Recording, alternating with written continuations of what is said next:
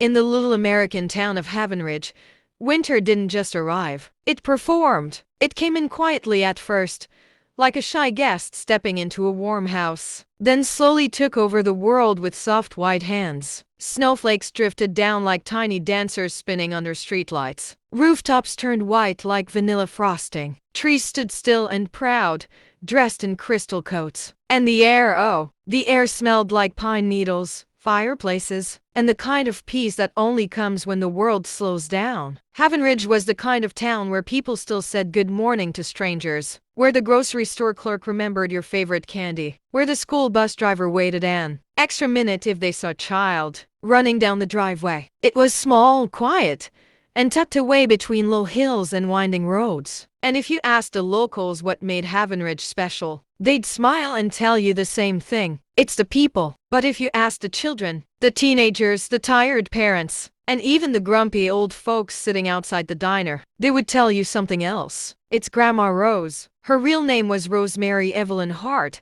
but nobody called her Rosemary. Not even the mailman, not even the mayor, not even the priest at church. She had been Grandma Rose for so long that the name felt like it belonged to the whole town, not just to one family. Grandma Rose lived in a small brown house with green shutters and a porch swing that squeaked like an old song. The porch swing had been there longer than most people could remember, and it rocked back and forth in every season under spring rain, summer sunshine, autumn leaves, and winter snow. The house wasn't fancy. It didn't have marble counters or a giant backyard, but it had something far more valuable. It had warmth. Even when the heater was off, the house felt warm. Even when Grandma Rose wasn't speaking, the house felt like it was listening. The walls held laughter, the floors held memories, and the windows held stories. Grandma Rose herself was small, with a gentle curve to her back from years of bending over gardens, sewing machines, and grandkids. Her silver hair was always tied in a loose bun, with a few soft strands falling around her face. She wore thick sweaters with sleeves pulled over her hands, like she was always holding onto something precious. Her cheeks were rosy as if she'd just come inside from the cold, even in summer. And her voice was the softest voice in the world. It sounded like honey poured into tea. It sounded like lullabies and forgiveness. It sounded like home. Grandma Rose was famous for her cinnamon rolls, of course, the kind that made people close their eyes when they took the first bite. She was famous for her hugs, too tight but gentle, like she was putting you back together. She was famous for her garden, where the flowers always seemed to bloom brighter than anyone else's. But what made Grandma Rose truly special wasn't any of those things. It was her shelves. When you stepped into Grandma Rose's living room, the first thing you noticed wasn't the knitted blankets or the framed family photos. It wasn't the fireplace or the rocking chair by the window. It was the shelves. Shelves that stretched from floor to ceiling. Shelves that covered nearly every wall. Shelves so full of glass jars that the room looked like a tiny museum. There were hundreds of jars. Small jars, big jars, old mason jars with rusty lids, fancy jars with silver tops, jelly jars and pickle jars and jars that looked like they came from another century. Every jar was clean and carefully placed, like it mattered, like it had a purpose. And each jar had a handwritten label. The handwriting was neat and curved, the way older people write when they've had time to practice patience. Some labels said things like, First Snow 1972, Christmas Morning Wind 1984, January Silence 1999, Snowstorm Courage 2007, Last Goodbye 1968. To visitors, the jars looked empty, like they held nothing but air. Some people laughed when they saw them. Some people frowned. Some people whispered about Grandma Rose being a little strange. But Grandma Rose never minded. She treated those jars like treasure. If someone bumped into the shelf by accident, Grandma Rose would gently steady the jar, as if it might get hurt. If someone asked why she had so many jars, she would smile softly and say, Sweetheart, some things can't be kept in your hands, so you keep them in your heart, or in a jar. That sentence was one of her favorites. She said it like she believed it with every bone in her body. And the truth was, Grandma Rose did believe it. Because Grandma Rose knew something the rest of the world had forgotten. Not everything valuable can be seen. Some things are invisible, like love, like grief, like courage, like hope. And like the first snow, now Grandma Rose didn't show her jars to just anyone. She didn't advertise them. She didn't invite strangers in to stare at them like they were circus tricks. But people who knew her, people who had been in her home more than once, learned quickly that those jars were not decorations. They were something else, something deeper, something sacred. And Grandma Rose had rules about them. Very strict rules. That winter, just as the air turned cold and the clouds hung low over Havenridge like gray blankets, Grandma Rose's granddaughter came to stay with her. Her name was Lila. Lila was 14 years old, with dark hair that curled at the ends and eyes that held more weight than they should at that age. She wasn't loud like some teenagers. She wasn't dramatic either. Lila was quiet in a way that felt guarded, like she had built walls inside herself and didn't know how to take them down. Her father, Grandma Rose's son, worked long hours. He was a good man, but life had worn him down. Bills, responsibilities, grief, and exhaustion clung to him like heavy coats. And Lila's mother, well, Lila's mother was gone. She had passed away when Lila was small, and the family didn't talk about it much. Not because they didn't love her, but because sometimes love hurts too much to speak out loud. Lila didn't cry easily. She didn't laugh easily either. She mostly stayed quiet, headphones on, hoodie up, as if the world was too loud and she was trying to protect herself from it. She had grown used to disappointment. She had grown used to loneliness. She had grown used to pretending she was fine. So when her father drove her to Havenridge for a winter break, Lila didn't show excitement. She didn't bounce in her seat or smile out the window. She just stared at her phone and said, "Okay." Her father parked in Grandma Rose's driveway and carried her suitcase up the steps. The porch swing creaked in the cold wind. The wind chimes tinkled softly like tiny bells. Grandma Rose opened the door before they even knocked, as if she had been waiting with her whole heart. "There's my girl," Grandma Rose whispered, pulling Lila into a hug. Lila stiffened for a second, then slowly relaxed. Grandma Rose smelled like warm bread and lavender lotion. The hug felt safe, even if Lila didn't want to admit it. "I'm glad you're here," Grandma Rose whispered. Lila shrugged. "Yeah." Her father kissed Grandma Rose on the cheek and smiled tiredly. "Mom, thanks again. Work's been crazy." Grandma Rose patted his arm gently. "I know, honey. I know. You go do what you need to do. I'll take care of her." Lila didn't like being talked about like she wasn't standing there, but she didn't say anything. When her father left, the house suddenly felt quieter. Lila stood in the entryway and glanced around. Everything looked familiar and unfamiliar at the same time. The old pictures, the cozy furniture, the smell of... Her eyebrow lifted. "What is this?" Grandma Rose smiled as if she had been waiting for that question. "My winters." Lila blinked. "Your winters?" Grandma Rose nodded proudly. "I collect them." Lila walked closer to the shelves and stared. The jars were beautiful in a strange way, like they were holding secrets, but they looked empty, like nothing. Lila scoffed. "You keep air?" Grandma Rose laughed softly, a sound like bells. "Oh honey, that's not air." Lila crossed her arms. "Okay. Then what is it?" Grandma Rose leaned in, as if telling a secret that belonged only to them. Her eyes sparkled.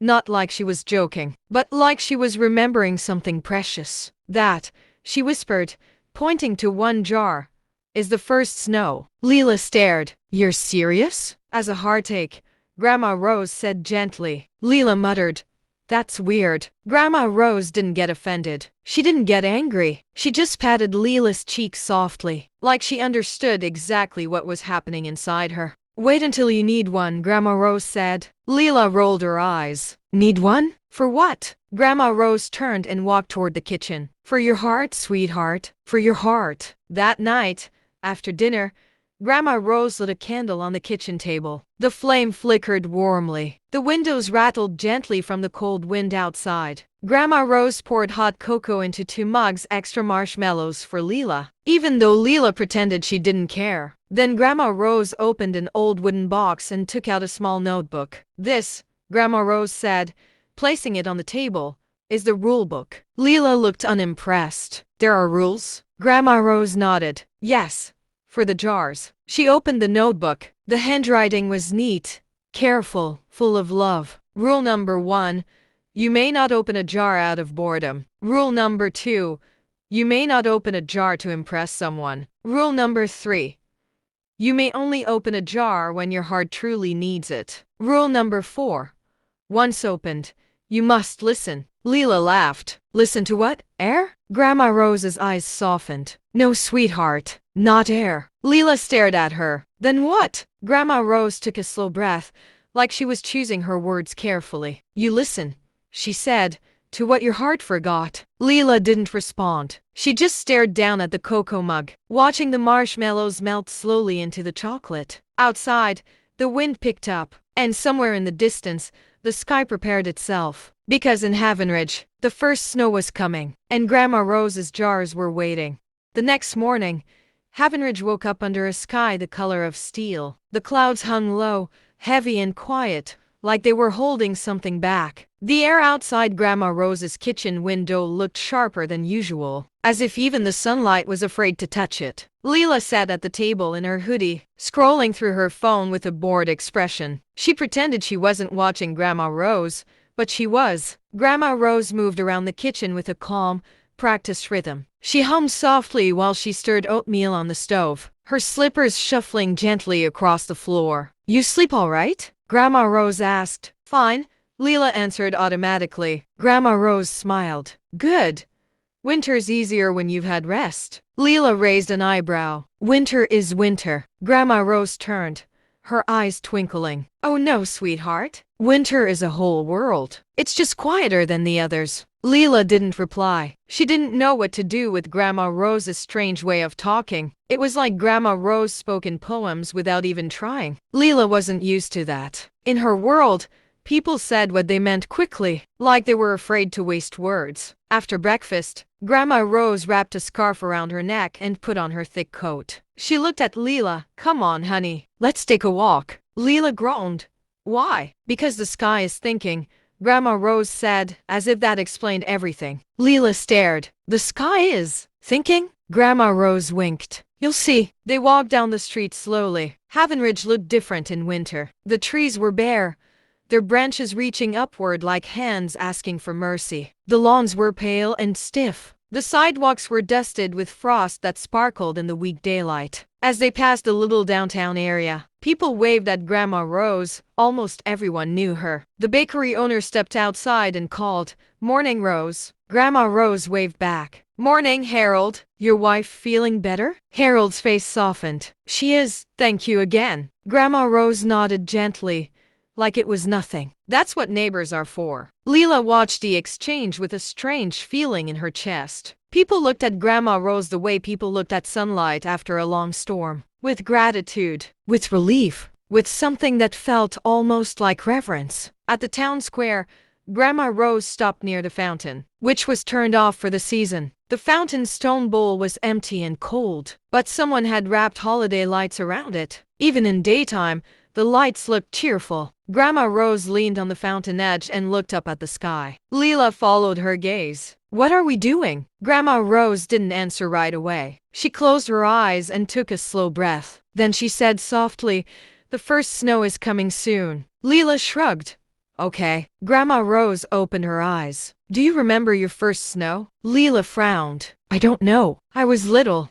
Grandma Rose nodded. That's all right. Sometimes our hearts remember even when our minds don't. Lila looked away. She didn't like the way Grandma Rose's words made her feel, like there was something inside her she had been ignoring, like a door she didn't want to open. They continued walking, and soon they reached the edge of town where Grandma Rose's friend, Mrs. Kavanaugh, lived. Mrs. Kavanaugh was an older woman with curly white hair and bright red lipstick. Even in winter, she stood outside her house with a broom, sweeping leaves that had blown onto her porch. Rose, Mrs. Kavanaugh called. You out reading the sky again? Grandma Rose laughed. Of course. It's got secrets today. Mrs. Kavanaugh noticed Lila and smiled. And who's this pretty girl? Lila shifted awkwardly. I'm Lila. Mrs. Kavanaugh's eyes softened. Rose's granddaughter. You got her eyes, honey. Strong eyes. Lila didn't know what to say, so she said nothing. Mrs. Kavanaugh leaned closer to Grandma Rose and lowered her voice. You feel it too? Grandma Rose nodded. Yes. It's close. Mrs. Kavanaugh sighed. Well, I hope it's gentle this year. Grandma Rose reached out and squeezed her hand. It will be what it needs to be. Lila watched them, confused. They sounded like they were talking about a storm, but also about something else. Something deeper. Like winter wasn't just weather to them. Like it was a visitor with moods and meanings. On the walk back, Lila couldn't hold it in anymore. Why do people act like you're, I don't know, special? Grandma Rose looked at her. Do they? Yes, Lila said. They talk to you like you know everything. Grandma Rose chuckled softly. Oh, honey, I don't know everything. I just listen more than most. Listen to what? Lila asked. Grandma Rose pointed at the trees. The world, the quiet parts, the things people don't say. Lila rolled her eyes. That's not real. Grandma Rose stopped walking. She turned to face Lila fully. Her expression wasn't stern, but it was serious. Sweetheart, Grandma Rose said gently, the quiet parts are the realest parts. Lila opened her mouth, but no words came out. They returned home, and the afternoon passed slowly. Grandma Rose knitted in her rocking chair by the window. Lila sat on the couch, pretending to watch TV while secretly watching Grandma Rose. The house felt peaceful, but something about the air felt tight, like it was holding its breath. As evening came, the clouds grew darker. The wind began to whisper against the windows. Grandma Rose stood and walked toward her shelves. Lila sat up. What are you doing? Grandma Rose ran her fingers over the jars like she was checking on them. Just making sure everyone's ready. Lila frowned. Ready for what? Grandma Rose looked at her. For the snow. Lila scoffed. They're jars. Grandma Rose smiled softly. So are hearts. Lila didn't understand, but she didn't argue. She watched Grandma Rose pick.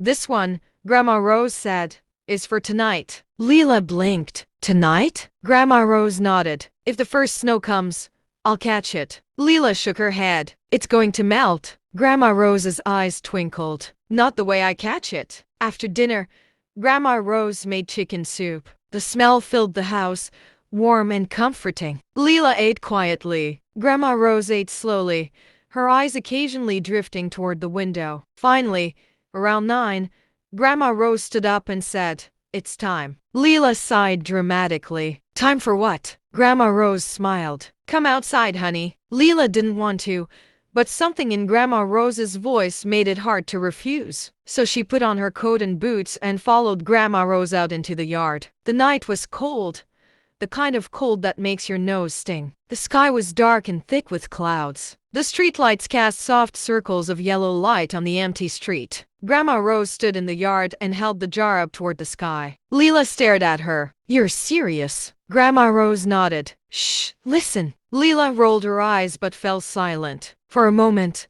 nothing happened. Then, slowly, quietly, the first snowflake fell. It drifted down like it was afraid to land. It twirled gently in the air, caught in the streetlight's glow, and then floated into Grandma Rose's jar. Lila blinked. Okay, that's one snowflake. Grandma Rose didn't speak. Her eyes were fixed on the sky. Then another snowflake fell, and another. Soon, snow was falling softly all around them, covering the yard in a thin dusting of white. Grandma Rose held the jar steady, letting the snow drift inside. Lila watched, strangely mesmerized. The snow looked magical in the streetlight, like tiny glowing feathers. The world felt quieter with every flake, like winter was gently pressing a finger to its lips. After several minutes, Grandma Rose lowered the jar. It looked empty still, but Grandma Rose's expression said otherwise. She closed the lid carefully and held the jar to her chest for a moment. Then she walked inside. Lila followed her, shivering. Grandma Rose went straight to the shelves and placed the jar in a special spot. Then she picked up her pen and wrote on the label, First Snow 2026. Lila stared. You really think that jar has snow in it? Grandma Rose turned to her. Not just snow, she said softly. A beginning. Lila frowned. It's still weird. Grandma Rose chuckled. It's alright to think it's weird. Magic usually looks strange before it looks beautiful. Lila opened her mouth to respond, But suddenly a loud ringtone shattered the quiet. Her father's phone was ringing in the kitchen. Grandma Rose froze. Lila froze too. Something in the sound of that ringtone felt wrong. Too sharp. Too urgent. Like it was cutting into the calm. Grandma Rose walked slowly to the kitchen and picked up the phone. She looked at the screen, and her face changed. Her smile disappeared.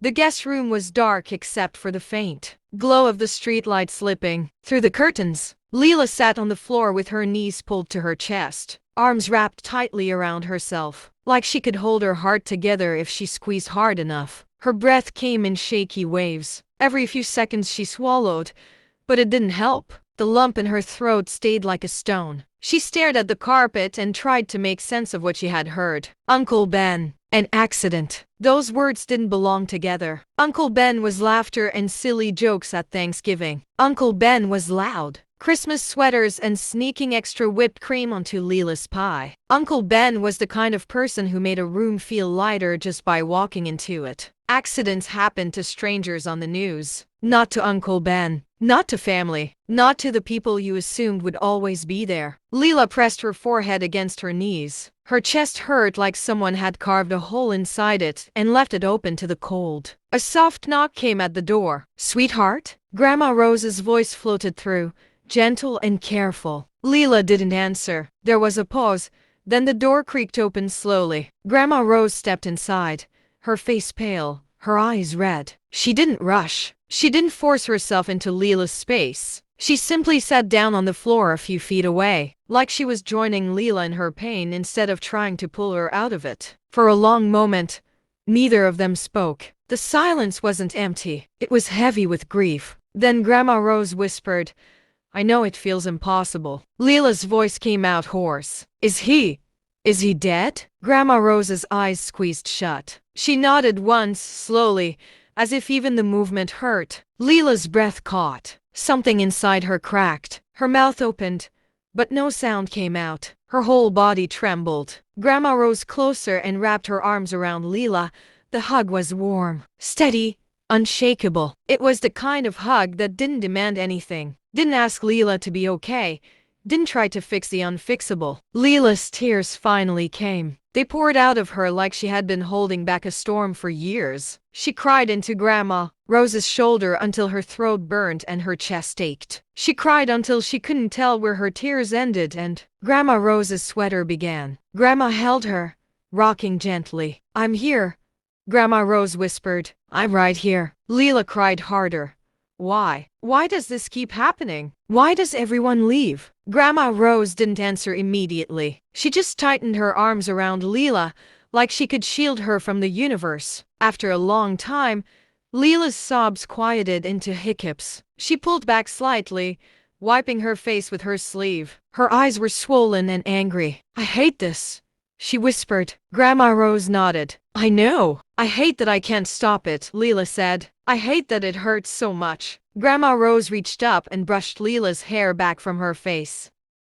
Lila stared at her. "That's stupid." Grandma Rose smiled sadly. "It feels stupid when you're drowning in it." Lila looked away, her jaw clenched. "What do I do?" Grandma Rose's voice became quieter, like she was speaking to Lila's soul. "You breathe. You cry. You let yourself feel it. And when you can't carry it anymore." She paused. Lila looked back. "When I can't carry it?" Grandma Rose nodded. "Then you let someone help you." Lila swallowed hard. "Like you?" Grandma Rose's eyes softened. "Yes, honey.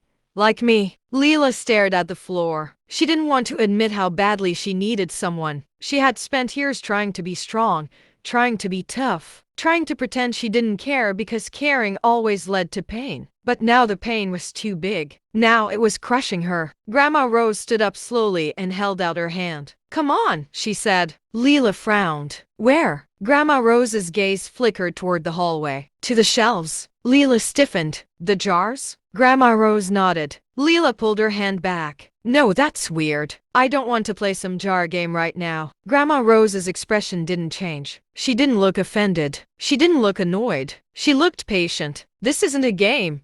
Grandma Rose said gently, and you don't have to believe in it. But your heart needs something tonight. Lila's eyes filled again. My heart needs my uncle back. Grandma Rose's face tightened with pain. I know, sweetheart. I know, but we can't bring him back. Lila's voice rose. Then what's the point? Grandma Rose stepped closer. Her voice stayed calm but firm. The point is that you're not meant to suffer alone. Lila shook her head, wiping tears. I don't want to. Grandma Rose nodded. That's all right, but I'm asking you to trust me. Lila stared at her grandmother's face. Grandma Rose looked older in that moment. Not weak, just worn, like grief had lived in her too, for a long time. And somehow, that made Lila's anger soften. Lila stood up slowly. Fine. Grandma Rose took her hand and led her down the hallway. The house was quiet. The kind of quiet that felt like the walls were listening. When they reached the living room, the shelves of jars stood in the dim light like silent guardians. Lila stared at them, her arms crossed again, defensive. Grandma Rose walked to the shelf and ran her fingers over the labels. She paused at the jar labeled, First Snow 2026. It sat there calmly, innocent and ordinary looking. But Lila couldn't help remembering how it had felt outside when the snow began, falling soft, quiet, almost magical. Grandma Rose picked up the jar. Lila frowned. That's just snow.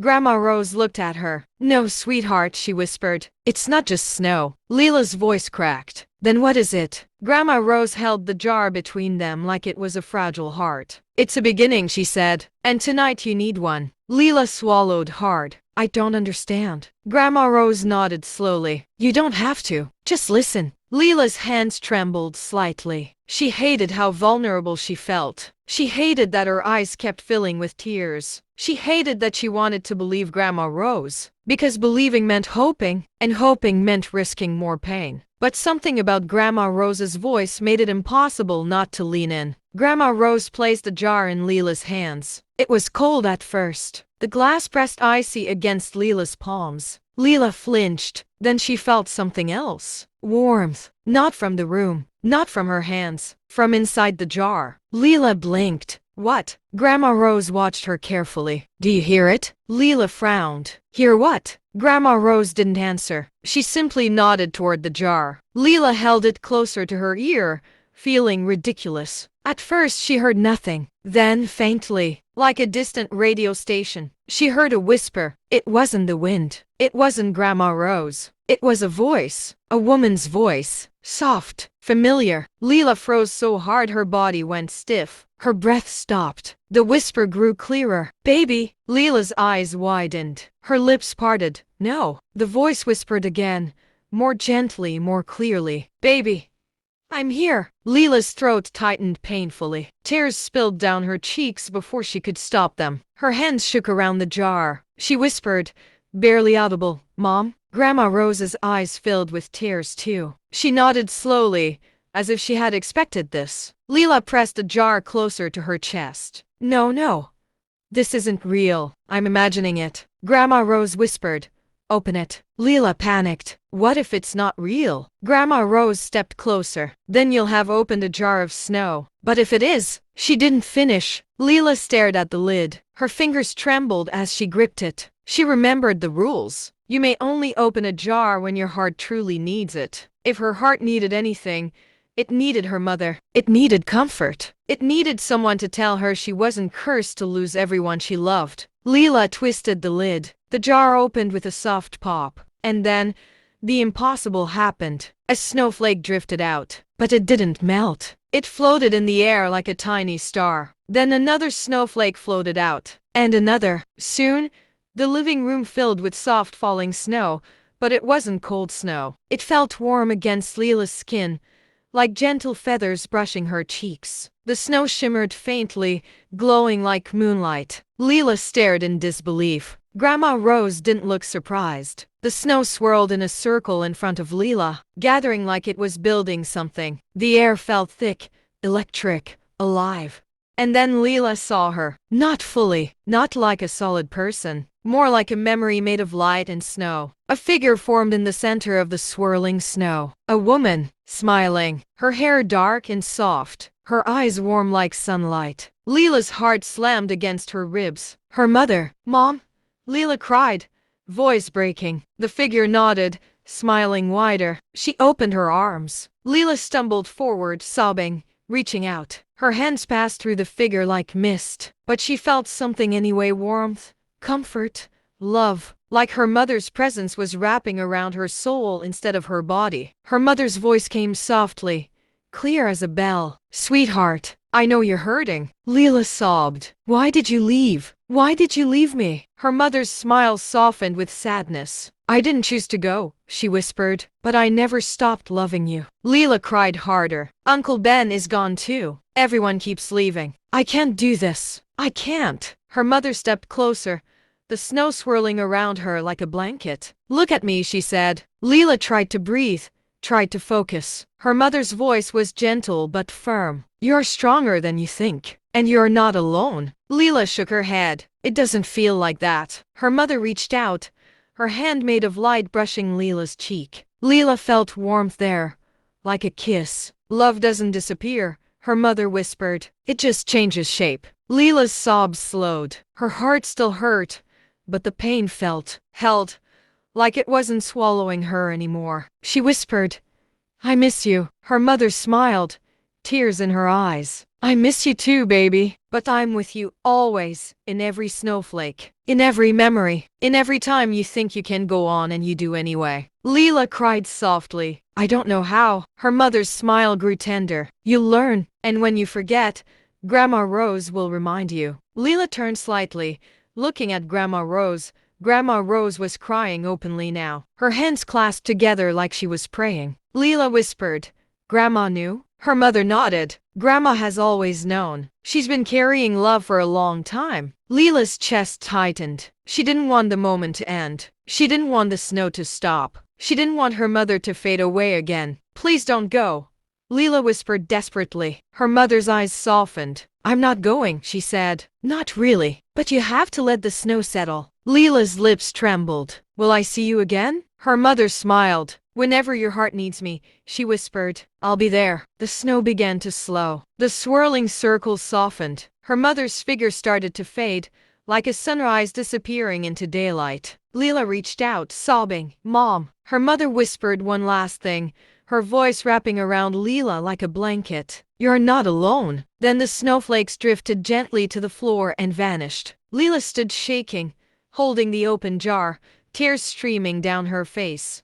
The next morning, Havenridge looked like it had been dipped in sugar. Snow clung to tree branches, porch rails, and mailboxes. The world felt quieter, softer, as if the town itself was speaking in whispers. Lila woke up with swollen eyes and a heavy head, but her chest didn't feel as tight as it had the night before. She sat up slowly, staring at her hands, as if expecting to see the glow of snowflakes again. For a moment she wondered if it had been a dream, but then she noticed the jar. It sat on the nightstand beside her bed, lid resting loosely on top. The snow inside had settled lower, like it had truly been opened, truly been used. Lila swallowed. It had been real. She got dressed in silence and padded down the hallway. The smell of coffee and cinnamon toast filled the air. Grandma Rose was in the kitchen, moving slowly, carefully, like someone who had cried too much but refused to let the day collapse. She looked up when Lila entered. Their eyes met. No words were needed. Grandma Rose stepped forward and opened her arms. Lila walked right into them. The hug was long and quiet,